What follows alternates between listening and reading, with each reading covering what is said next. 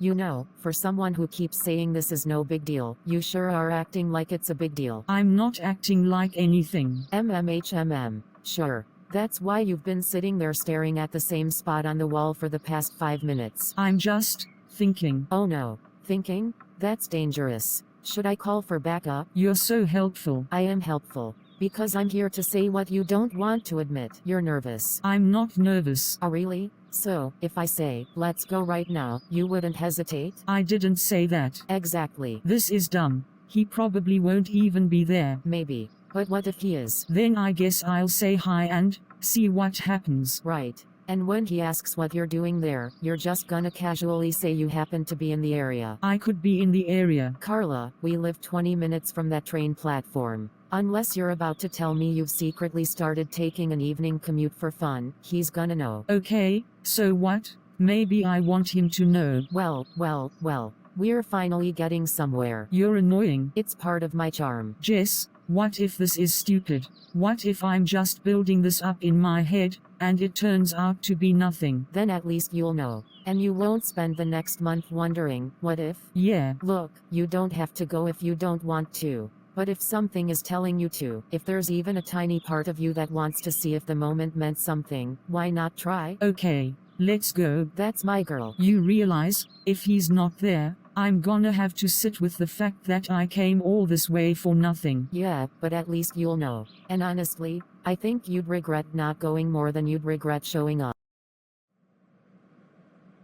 Alright, let's break this down. I go, and she's not there. That's fine, that's normal. People don't just stand around at train stations waiting for strangers to magically reappear. Unless she is there. Which, what are the odds? Like, 0.0 something %? Even if she was, would she even want to talk to me? What would I even say? Hey, remember me? The guy who walked away mid-conversation like a total idiot. Yeah, that'll go over well. Alright, maybe I keep it cool. Just casual. Walk up.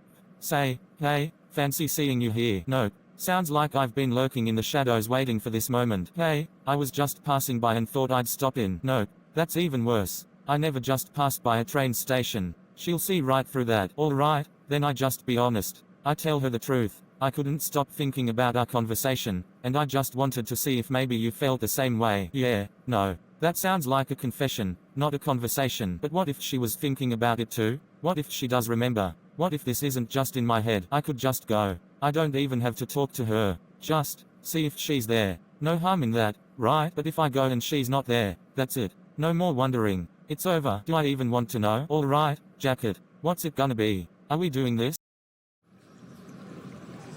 So, this is it. The grand romantic experiment. We're sitting on a bench. Sure, but it's a meaningful bench. You're ridiculous. I know. But I'm also the only one who agreed to come here with you. So technically, I'm a supportive best friend. I'll give you that one. You know, if this were a movie, there'd be some dramatic music playing right now. Maybe a slow motion shot of you looking all hopeful and dreamy. Too bad real life doesn't come with a soundtrack. Speak for yourself. I have a playlist for every occasion. Oh yeah. What's on the waiting for a stranger at a train station playlist? Something moody but not too desperate. Like indie folk with just the right amount of yearning. Maybe some acoustic guitar, soft vocals, a little poetic sadness. I should have known. Excuse me, my taste is impeccable. You, on the other hand, should be thanking me for being here. Most people would be at brunch right now. I didn't force you to come. No, but you intrigued me. And you know I can't resist a good will they, won't they moment. This isn't a TV show, Jess. Not yet, but if this goes the way I hope, I'm pitching our story to Netflix. Okay, but for real, are you nervous? Not nervous, more curious. Curious about seeing him again or curious about why this is bothering you so much? Wow, thanks for that existential crisis. Anytime. I guess, it's just weird. I meet people all the time. I interview strangers for a living. And yet, this one guy, one conversation, has me sitting at a train station like I'm waiting for fate to throw me a bone. Well, maybe it's not about him. Maybe it's about you. How so? You're always so controlled,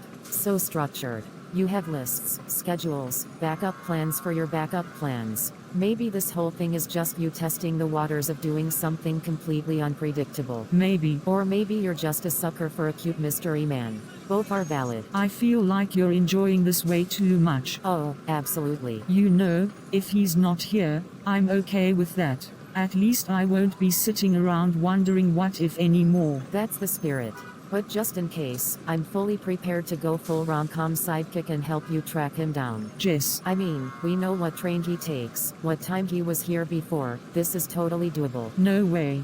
That would make me look like a stalker. I prefer the term dedicated researcher. Well, moment of truth. Yeah. Well, so much for the peaceful, reflective moment. We've officially entered rush hour chaos. Yeah, it was bound to happen. Right. And you're totally not hoping for some dramatic, fate-driven reunion right now. I don't live in a movie, Jess. No, but if you did, this is exactly the part where time would slow down, the music would swell, and, bam, there he is, stepping off the train like he's in some artsy black and white indie film. Please, if this were a movie, I'd have a perfectly timed internal monologue playing over the scene. She waited, unsure if the universe would give her a sign. Was she foolish, or was she brave? All right, now you're just entertaining yourself. Absolutely. You think I came along for moral support? No, I came for the show. Well, the show is looking pretty uneventful so far. Hey, what about that guy? You've seen him around, right? Yeah, hard to miss a guy wearing half a dinosaur costume. What's his deal? Like, does he have a full-time job, or is his job just being that guy? I don't know, but he seems committed to it. Right? Like, at some point, that's just who you are. Imagine him doing his taxes in that outfit. I bet the IRS agent wouldn't even blink. Oh, it's him again. It's not even a face. It's a lifestyle. I'm telling you, the problem isn't the dinosaur costume, it's society's lack of imagination. Aha, right. So you're saying if I walked around in a full astronaut suit, people wouldn't look at me funny? No, because an astronaut suit implies purpose. The problem with my look is that people expect the headpiece, and when it's missing, their brains short-circuit. That's the most ridiculous thing I've ever heard, and yet, I feel like you believe it with your whole heart. Exactly, and that's what sets me apart. Okay, but why do you refuse to wear the head? Because my face is an important part of my brand. Your brand? My brand. See, if I wear the headpiece, people just see guy in a dinosaur suit. But this way, they see me. They see the vision. You know, I can't decide if you're a genius or a walking fever dream. Why not both? Because one of those gets you a TED Talk, and the other gets you escorted out of a grocery store. And yet, I have somehow done both. I have so many questions. That's the magic of my existence. You sure you don't want to eavesdrop on that conversation? Feels like we'd walk away with some valuable life lessons. Tempting, but I think we're already getting the highlights for free. True. Front row seats to whatever that is. I came here to find out if something was meant to be. And what's the verdict? Still waiting on the answer. Then we sit tight. Yeah, we sit tight. Well, look who finally emerged from his man cave. Yeah, figured I'd step outside before I forget what fresh air feels like. Fresh air? Wow, who hurt you? My own brain, mostly. Relatable. But seriously, I was starting to think you were part of some social experiment to see how long a person can survive on takeout and minimal sunlight. Joke's on you, I was conducting the experiment myself. Results are inconclusive. Well, I'm glad you're stepping into civilization. I mean, gotta keep that vitamin D intake up. Wouldn't want to start blending in with the walls. Exactly. So, what's the occasion? You actually have somewhere to be, or are you just wandering like some indie movie protagonist searching for meaning? Indie movie protagonist, for sure. Oh, the tragedy. A man torn between existing and really existing. Something like that. Alright, so, serious question. Got any 4th of July plans, or are you planning on being a lone wolf again? Didn't really think about it. Probably just gonna take it easy. No. You cannot just take it easy on the 4th. That's like saying, I think I'll skip Christmas this year. I'm pretty sure plenty of people do that. Yeah, and those people are wrong. 4th of July is about food, fireworks, and at least one questionable life decision. It's tradition. I see you take your holidays very seriously. Oh, absolutely. And that's why you should come to my friend's cookout. Burgers, grilled corn, reckless firework displays, the works. Reckless firework displays? Well, you know, not dangerous reckless. More like, is that thing supposed to be making that noise? Reckless. Sounds eventful. Very. Also, I desperately need backup, because my cousin is gonna be there, and he has a podcast. What's his podcast about? Oh, it changes every week. Last month, it was The Psychology of Sandwich Choices. Now he's moved on to The Hidden Symbolism of Bumper Stickers. I can't tell if he's a genius or just really bored. Neither can he. But seriously, you should come. You need a break. And trust me, watching a bunch of grown adults pretend they know how to light fireworks safely is a fantastic stress reliever. You make a compelling case. I always make a compelling case. Alright, I gotta go actually put these clothes away before they wrinkle themselves into another dimension. But think about it, okay? I will. And if you decide last minute, no excuses. Just show up. We'll be the ones setting off the debatably legal fireworks. Noted.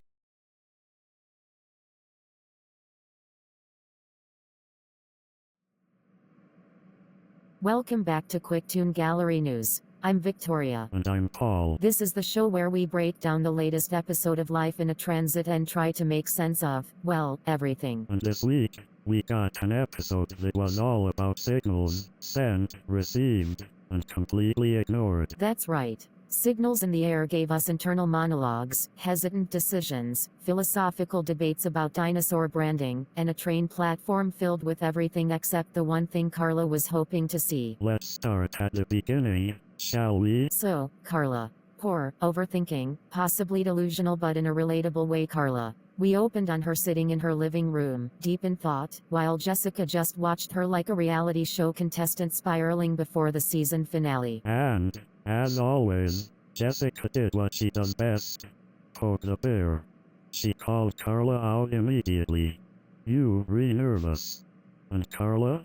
Of course, she denied it. But then came the best part, Jessica's ultimate test. Okay, let's go right now. And what did Carla do? Hesitate. Oh, so not nervous, huh? Textbook definition of nervous. But to her credit, she didn't back out. She admitted, maybe she wanted Scott to know she was there. And just like that, we had movement.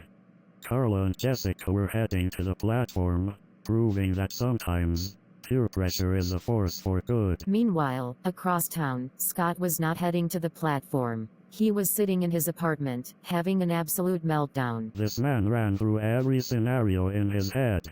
She won't be there. But what if she is? Should I be casual? Should I tell the truth? What if she forgot I even exist? And then he started talking to his jacket. The man was literally waiting for an inanimate object to make the decision for him. But in the end, He froze. Saturday right back down. No platform, no Carla, no fate, just existential crisis on a Wednesday afternoon. And while Scott was losing a battle against himself, Carla and Jessica were at the platform, waiting. It started off quiet, reflective, just two friends sitting on a bench, soaking in the moment. Jessica, as always, found a way to make it entertaining, narrating the scene like they were in some indie romance movie. She even had a playlist in mind for it. Indie folk, poetic sadness, she came prepared. But then, the moment was shattered. The train pulled up, the doors opened, and suddenly, the platform was full of people. And Carla? She was scanning every face, looking for one person. But guess who wasn't there? Scott. No Scott. No dramatic reunion. Just Carla, sitting there, waiting for something that never happened. But while Carla was dealing with that disappointment, we got a little something to lift the mood. A conversation so bizarre, so beautifully unnecessary, that I think it might be my new favorite thing. Delmore. And his brand. This man really stood there and defended his decision to wear a dinosaur body but not the headpiece like he was giving a TED Talk. And the logic? Wildly unhinged, yet somehow, convincing? Tara was all of us in that moment. I can't decide if you're a genius or a walking fever dream. I mean, he made some points. The missing head does make him instantly recognizable. But then again, so would wearing the full costume. I feel like we could dedicate an entire news segment just to Delmore's life choices. And yet, no one will ever get a straight answer from him. Meanwhile, while Carla was watching the train pull away, Scott finally left his apartment. To run into his neighbor instead. Enter Rochelle, who, within seconds, pointed out exactly what we were all thinking. Scott has been inside way too long. She was not about to let him mope around. No, she came with solutions. 4th of July plans, fireworks, a cookout. She was giving him options. And honestly, that's exactly what Scott needed. Because while Carla was out there waiting for something to happen, Scott was at home letting fear make his choices for him. And maybe, just maybe, Rachel's invite was the first step in shaking him out of that. So, what happens next? Carla sat at that platform, hoping for something that never came. Scott got an invite to a party that might be exactly what he needs.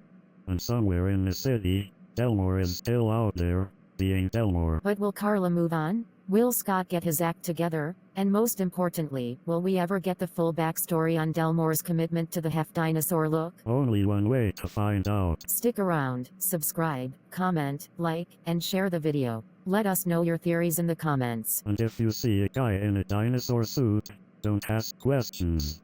Just accept it. We'll see you next time on QuickToon Gallery News.